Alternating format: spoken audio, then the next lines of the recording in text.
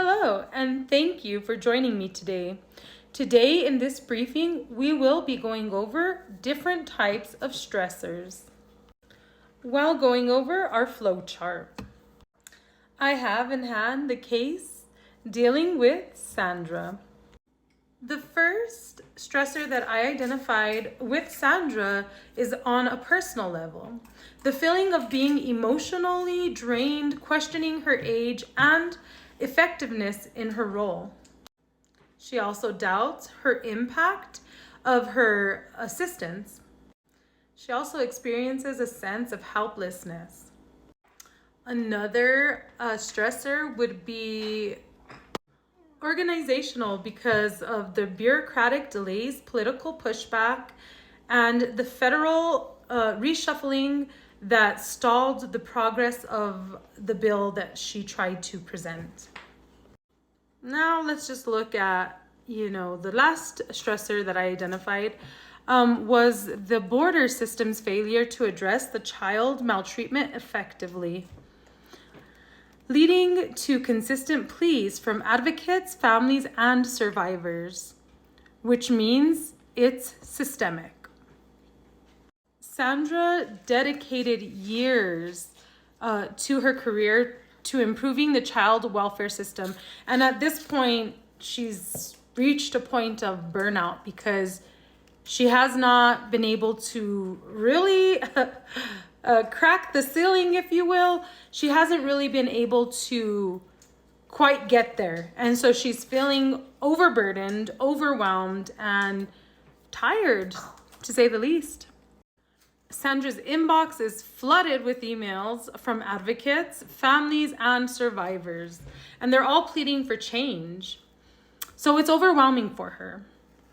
Sandra feels helpless, caught between systems and people's bureaucracy and heartbreak. Sandra is questioning her age and her effectiveness and her role in general, doubting the impact of her persistence. Sandra is experiencing emotional exhaustion and burnout, like I mentioned. Implementing mindfulness and self-care practices to manage emotional exhaustion will be incredibly helpful. This could include regular mediation exercise or counseling to build resilience and coping with strategies. Coping strategies. Okay. On the organizational level, we could establish a support system within the agency.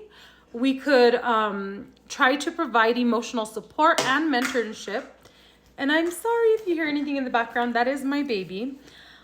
This could include regular debriefing sessions, peer support groups, or access to mental health resources.